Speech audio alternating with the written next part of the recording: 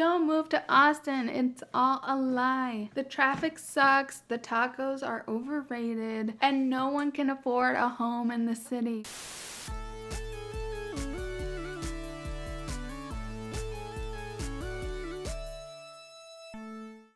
Hello and welcome back to the Miscellaneous channel where we do miscellaneous things. I'm Zeleny.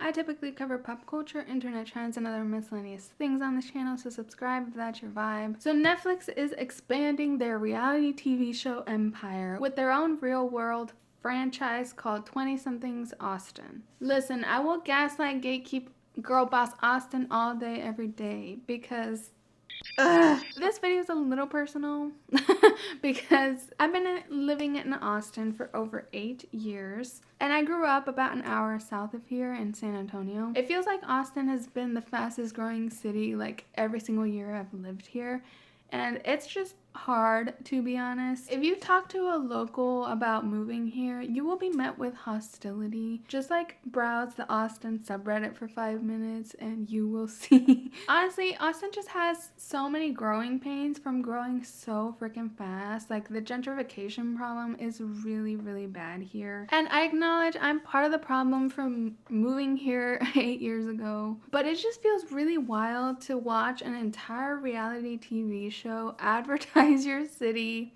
as this utopian place to move to on literally a global platform like Netflix. All that aside, as an Austinite and frequent commentator of Netflix reality TV, of course I was very curious to watch this show and discuss it with y'all. So let's just jump into my usual first question. Is Twentysomethings Austin worth watching? I'm so biased about it that I'm not sure how to recommend this to people, or if I should. Like, it's hard for me to tell because the main reason I watched this show is because I wanted to point at the places they show and see if I recognize them, see if I recognize anybody in the background, anyone I know. So I had like a weird personal investment in watching it. I think it's important for me to start drinking water on camera. Hopefully that will humanize me a bit. So I think in general, I would recommend this show if you enjoy shows like The Real World or Terrace House, potentially. Its format is very similar to The Real World, which is this old 2000 show on MTV. I think it's recently been rebooted. But it's just about regular people living in a house together. So if you enjoy this type of unstructured reality TV, then I would recommend it. Also, if you generally enjoy reality TV about regular people, or if you enjoy reality TV dating shows, because a lot of the people on this show are looking for love. So if you like the Love is Blind and Too Hot to Handle franchises, you'll probably enjoy this one as well. I think if it was about a different city, I'd be a lot less hostile watching this show.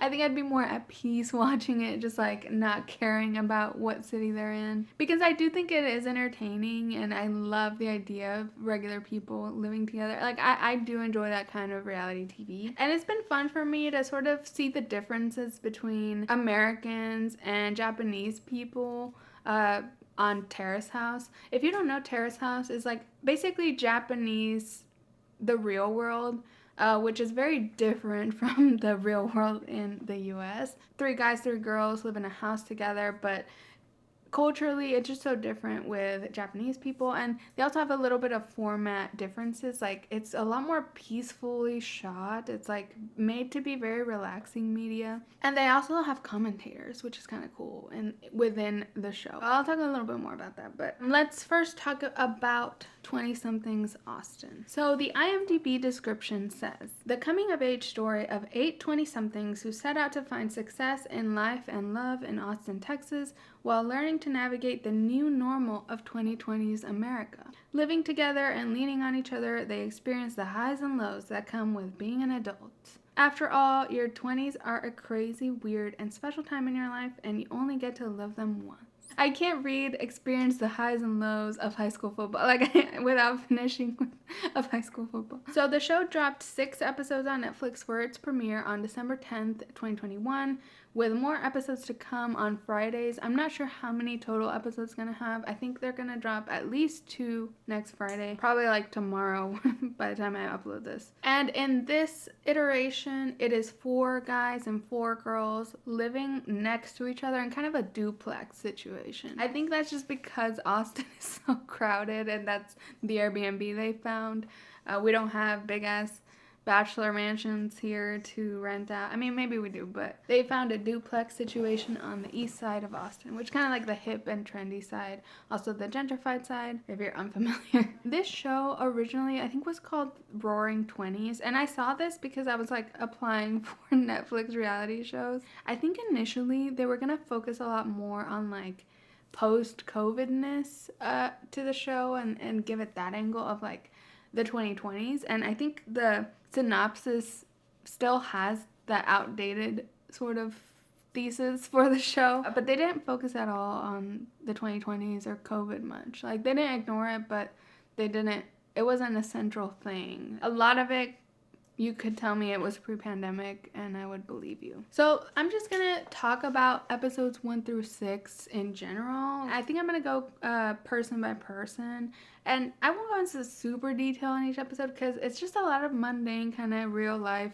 living stuff. So it's definitely a show you might watch more for the vibe, but I'm gonna talk about the overarching journeys of each person. I keep wanting to call them contestants, but they're not contestants or players. First thing I noticed about the cast is that they're all from out of town, which is kind of like, I feel like it perpetuates this idea of Austin that is just this place to move to when you're trying to start anew. But some of the people are from big cities and like California and Florida, and some people are from like more rural places or more like Midwesty type places. Spoiler alert for the first 6 episodes, even though it's reality TV, so it's kind of like but there are some important things that happen, so if you don't want to be spoiled, go watch it if you think you might like it. Like I said, there's 4 girls and 4 guys. There's 1 girl that's relatable and 2 guys that are relatable, meaning they don't look like swimsuit models. Everyone else looks like literal swimsuit models. So let's start with Abby. Abby's kind of like a wild child type girl. She was previously married and divorced. She married really young. She's pretty like fiery, pretty emotional. She feels like someone you don't want to cross at all. She is bisexual. She talks about that. And throughout these 6 episodes, she has a friends with benefits relationship with Kamari. But she does get really upset when he kisses another girl in front of her at a bar. She keeps saying she doesn't care and doesn't want an emotional relationship, but does get kind of jealous when things happen. And she says it's because he kissed the other girl in front of her and that was the issue, but like she just feels like she's a jealous type. She seems kind of chaotic and self-destructive at times. She talks about how she's like that. There's one night where Kamari couldn't join her and she ended up going out with some guy from Hinge, which feels like the show is sponsored by Hinge because they're all talking about using it. I do think it's a very popular dating app, so I'm just kind of joking about it being sponsored, but they've talk to people on Hinge all the time. Abby went out and partied with some guy and had sex with him and didn't really remember the whole night, so she gets kind of chaotic at times. She seems pretty sexually liberated, but at the same time emotionally unavailable. She's kind of rocky with her emotions. She does at the end things with Kamari, but she still gets really jealous when at the end Roxy starts making a move on Kamari. So I don't know what's gonna happen there, but Abby just seems pretty like possessive of Kamari. So next we have Roxy / Raquel. I think the name they show is Raquel, but everyone calls her Roxy. She works in tech or IT or something. She's single, ready to mingle, which everyone seems to be single, ready to mingle. Roxy at first is drawn to Michael, who's like a really nerdy guy, a nerdy roommate. But then she finds out he's a virgin and she's like, no thanks, and just moves on. Through these first 6 episodes, Roxy was pretty low-key throughout. She was just kind of there to support certain roommates. She supported Natalie, one of the roommates, on getting a vibrator and helping her with that. She modeled clothes for Isha, another roommate. She's just kind of supportive and she laid low for a lot of these episodes. At the very end though, after Abby and Kamari end their friends with benefits arrangement, she kind of swoops in because she initially liked Kamari. He just got with Abby so quickly that she didn't have a chance with him, so she starts making her move towards the end. So next we have Isha. She's a pretty smart girl. She went to Berkeley for economics. And she's book smart, but kind of ditzy. She's very into fashion, and she has a fashion line. And throughout these episodes, she keeps trying to sell her clothes to boutiques in Austin. And she has a rejection that really hits her hard, but then she has a win when she's able to sell 3 pieces to a local boutique. At first, she's pretty flirtatious with one of the guys that's kind of like a jock type guy. Named Bruce, but she kind of gets worried about him being conservative, and it fizzles out with him. And then once Roxy stops being interested in Michael for being a virgin, she swoops in and is like, actually I like that, and she starts pursuing Michael, who's like a super nerdy guy. We'll talk more about Michael later. We have a lot to say about Michael, but Isha starts pursuing Michael a lot. She's always laughing at his horrible jokes. Even after he bombs at his stand-up, which we're going to talk about all this later, but just put a pin in that one. They go on some dates and they kiss. And finally, for the girls, we have Natalie. She's the most relatable compared to the others because the others literally look like, you know, full-on influencers, like LA influencers, you know. And Natalie's more relatable. Honestly, to me, she's super relatable because her body type is relatable to mine. She has curly hair. She's Latina. She speaks Spanish. I really related to Natalie. I'm glad she was there. She comes in a little inexperienced and kind of ready to date and get out there. She had a strict upbringing. She talks about that a little. She plays wingman for a lot of the roommates a lot of the time because she's kind of unafraid to just stir the pot. She ends up getting a job at Revival Coffee, which is cool. It's a very cute place. That's one of the few places I've been to that they showed. I swear. Okay, so Natalie also got ghosted or stood up for a meetup she had with a guy on Hinge, which was sad. She even got excited that he sent her a dick pic, which everyone else was like, that's bad, girl. Like, I'm sure all the hot girls are so used to getting unsolicited dick pics, but Natalie was like, this is cool. Oh, I felt so bad for her. She also had the fun sex shop scene with Roxy and Kiki, which we'll talk about him later. But I swear, so I feel like Natalie and how she approaches the house is exactly how I would want to approach it if I was living with a bunch of like really hot people that were like so unrelatable to me and how they look and how they experience life. I would just stir the pot for fun. Like, it's just like, you got nothing to lose. Also, like, hot people laugh at anything. Like, I know anything I would say, they would crack up. I'd be feeling like Amy Poehler around them. It's just so funny. Like, and I'm glad Natalie took that, and she's like stirring the pot. She's playing wingman. I would be playing chess with these hot people. Like, it's just what I would do in this scenario and what I would love to do. Natalie and Kiki, I think, have a special relationship because they are the more like normal-ish ones. And immediately, if I was in that house, I would run to their clique. Like, I would be best friends with both of them. And they would be the safe space in the house for me. So I officially give Natalie, she's my official representative in this game. Or not game, whatever this is, this show. She's my representative. I hope she doesn't do anything crazy. So next we have the boys. First we have Bruce, who is a very like typical jock type guy. He's from a smaller town, I think in South Carolina. He's pretty nice and accepting of the roommates, especially Kiki, who is gay, and he's very accepting of him. But he states that he is politically moderate. So Bruce, at first, is flirting a lot with Isha, and they seem to have a thing, but it kind of fizzles out, like I said. He does develop really strong friendships with Kiki and Kamari, the two of the other boys, and the third boy as well, but he seems to get really strong friendships.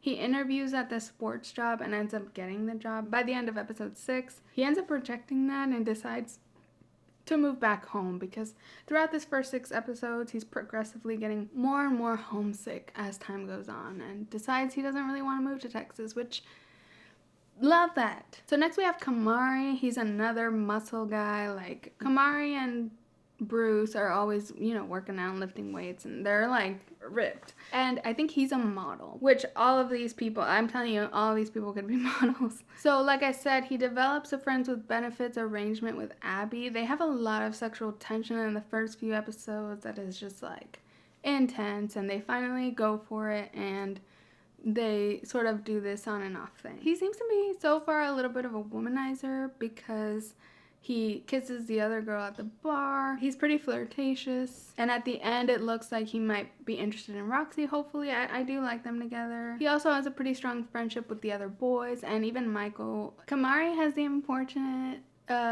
position of witnessing Michael's stand-up for the first time. And so he is trying to be supportive, and he's pretty good at supporting the other roommates. He supports Natalie in her job interview, so Kamari is generally having strong friendships with the group. Next we have Keanu, who they call Kiki. He is really shy and sweet, and he's discovering his sexuality after recently coming out as gay. He has very little experience with men, and he's looking for this move to help him move out of his comfort zone and get some experiences with dating. He's trying to date and he's easily heartbroken. Like, he meets a guy at Orange Theory and then finds out that guy is talking to someone already and just kind of wants to be friends. And he's pretty heartbroken by that at first. And then he meets this cowboy type guy at Rain, which is another place I've been. It's a gay bar on 4th Street. But he meets this guy named Oscar, who is more promising, and they go on a few dates, and they're really cute together. They go on a date on a boat, and they actually kiss, and it's Kiki's first kiss, and everyone's just really supportive and wanting to help him out with his goals of dating more. He actually ends up having to go away for his grandma's funeral, which is really sad. We see him deal with that grief a little bit. It's pretty tragic. He goes away for the funeral, and he still gets the cheesement from Natalie over FaceTime about when Affy and Kamari first hooked up. But he's just super supportive and sensitive and really sweet. He gets pretty close with Bruce, and at the end of episode 6, Bruce tells him he's leaving the house. So Kiki is the first person to know that Bruce is leaving. And I think that's why they dropped the first 6 episodes together, because usually with these shows, the transitions for sections of episodes is when people leave and arrive to the house. Usually these shows, people leave the house at different times and get replaced pretty quick. So you have different group dynamics as season goes on. And then finally, the last guy we have is Michael, who is by far the cringiest on this show. He's an aspiring stand-up comedian, but he is very new to comedy. He's only been doing stand-up for 3 months. He's a very nerdy type. He's a virgin, very awkward. He says he's done hand and mouth stuff, so you can judge how nerdy he is from that statement. That is a direct quote. At the very beginning, he goes on a date with a 51-year-old lady, which feels so random and weird, and he's so inexperienced that he's like, I'm just gonna do this. And it was just so awkward because he like brings her to the club and his roommates are like, what are you doing? She's like a mom, and it just felt so awkward. Like, poor lady. I don't know what this was. I was watching this episode with Cameron, and he was like, oh, I bet he's gonna use this experience in like his stand-up, like be like, I just got to Austin and I already dated a MILF, and like at least work it into some of his material. Spoiler alert, he did not. His jokes were not even anywhere in the realm of that level of okay. So he starts developing a relationship with Isha, who is way out of his league, but at least he's very self-aware about it. Like, when Roxy and Isha later started showing interest in him, he was literally like, they're so out of my league. Like, okay, I'll take it. But his stand-up was just so bad. Like, I guess it's comically bad, but literally the first stand-up show, they show 2 shows, there's literal cricket sounds at the back. He's like, we have hand jobs and we have blow jobs, and I think sex should be called a pussy job. He makes like really bad Hitler jokes in one of them. He has one joke that's like, you ever poop so hard that pee comes out from tomorrow? And he uses that joke twice. He decides to reuse it in the next show. Michael is just like, pain, cringe. Somehow Isha laughs at his jokes. Again, I think hot people just find anything funny, straight up. After he bombs the second stand-up show in front of Isha, so he's super embarrassed, he like goes and destroys his room. He like tears it down, which for me, that kind of thing is a red flag. Like, any kind of violence just freaks me out. Even if it's at objects, it just feels like Like, that freaks me out. The girls even came and helped him pick up the room and did it for him, and I was like, girls, no. Like, this guy is unhinged. But it's funny because, like, I feel like the hot people, they don't know how to react to this guy. Like, he just does weird shit. Like, he's like soaking his feet in Epsom salt, and Kamari comes in like, what the hell are you doing? But that's not that weird of a thing to do, but he just does all this weird shit all the time, and I think he does make for an interesting character on a TV show, but it's just like, he's cringy to watch. But at least he's self-aware, and I'm not trying to harp on these people too much. I know they're real people, so I'm judging how they're portrayed in a reality show, which isn't these people's real lives. So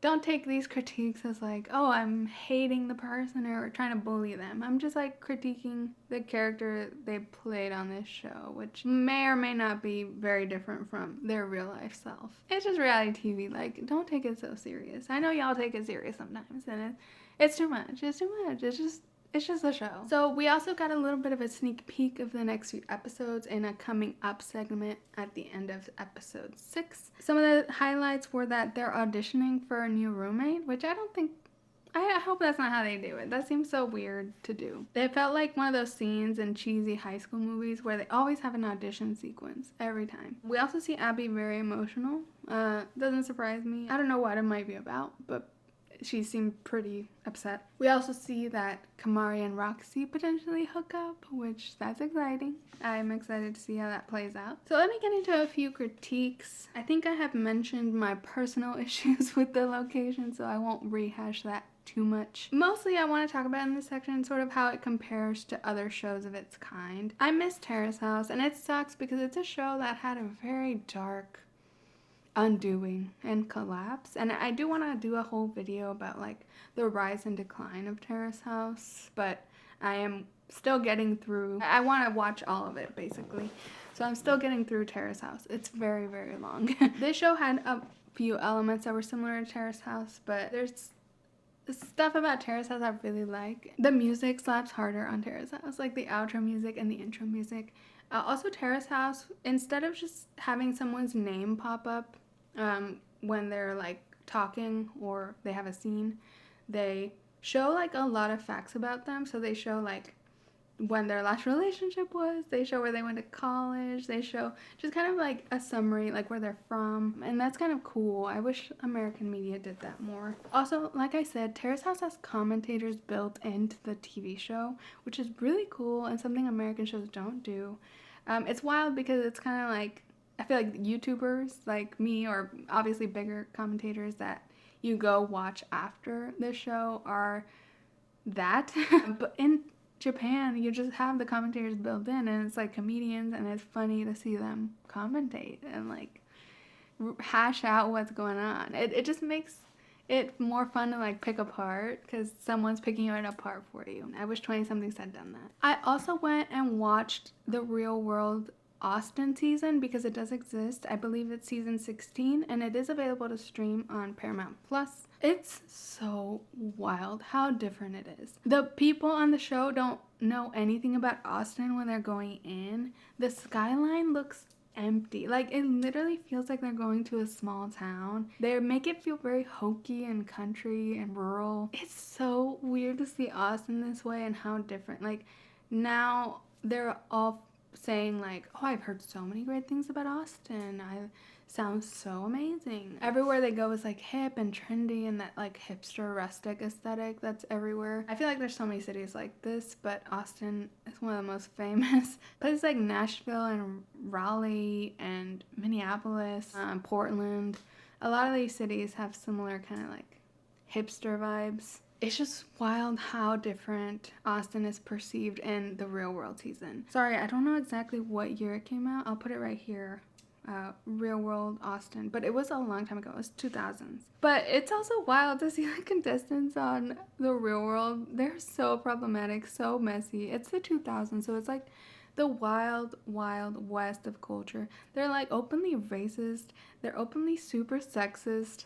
And no one's worried about getting canceled on social media about it. Like, in 20-somethings, you see a lot more, you know, support of each other and camaraderie, which is good and it's really nice to see. But you can't help but think that it's because they want to come off positively to the audience and they don't want to get harassed on social media, understandably so. But in the real world, they had no fear, no consequences for acting a mess on that show. They were wild too. Like, they were slutty. They were like, girls were making out just to entertain the guys. Girls were saying they were nymphos. The guys are super fratty and douchey and like trying to compete who can hook up the most. It's way more sexual. Like, they made Abby and Kamari look like prudes. Like, the real world was on some other shit. And also, it looked like they were living in like a retail location. Like a retail location transformed into a house for the real world. I'm not sure where it is. It's somewhere close to downtown. It's interesting how they've downsized so much with 20-somethings. It shows how the affordability has gone so low in Austin because, like, they're cramped in this duplex thing in 20-somethings, and in the real world they have this huge, like, warehouse type building that's huge. I did like in the real world, they showed a lot more like actual iconic locations, I noticed. So like, they spent a lot of time at the Capitol. They spent some time at Mount Bunnell, which is a popular like overlook mountain thing. This park with the Cesar Chavez, I think the Cesar Chavez statue. There's some statue that's famous. It was weird how much I recognized the places in the real world more than the places in 20-somethings, because everywhere they're going in the 20-somethings show was like somewhere hip and trendy, and I'm not someone going out a lot, so I don't go to these places. Sometimes watching it, I was like, do I even live in Austin? Like, what? Where are these places?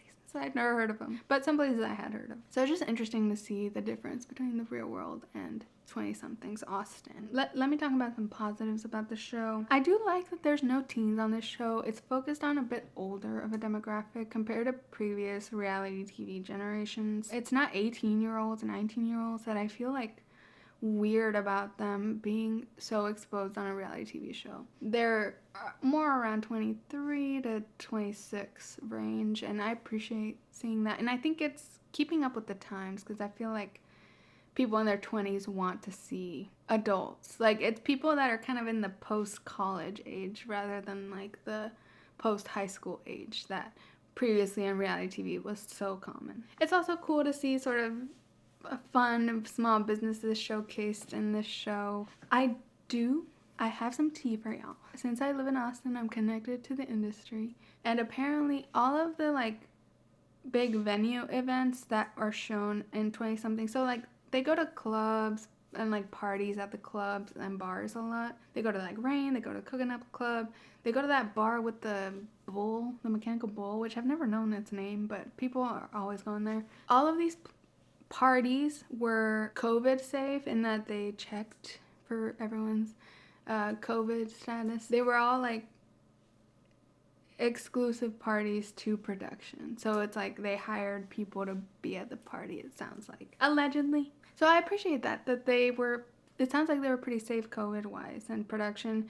They didn't make COVID a forefront, and I probably would have criticized the show for having all these big parties on it, but from what I've heard, they were safe about hosting these parties. I also love the elements that I did recognize from Terrace House a bit, or like a lot of similar beats of the show. So like at the beginning, they meet and they go grocery shopping. They went to Weedsville, which I was like, of course, they went to somewhere local looking, but y'all know HEB would have been the right call. Also, like when they first meet, they're asking each other, what's your type? Which reminded me so much of Terrace House.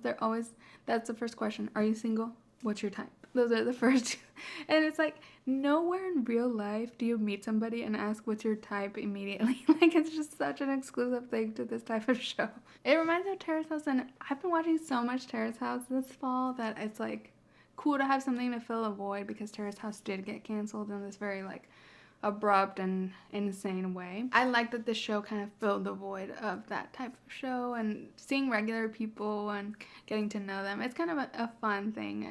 I enjoy this type of reality TV. I think that's all I have for now for 20-somethings. Maybe I'll do a part 2 depending on how many more episodes there are and what happens, if I have more to say. I would love to hear what you think. If you're an Austinite, if you're not, maybe you see it a lot different than I do. I would love to hear about it in the comments below. Please like this video and subscribe to my channel if you enjoyed. I put out new videos twice a week about pop culture, internet trends, and other miscellaneous things. And you can follow me at Miscellaneous on Instagram or Twitter to find out about new videos, or just turn on the bell notification here on YouTube. Thanks so much for watching, and I'll catch you in the next one. Bye.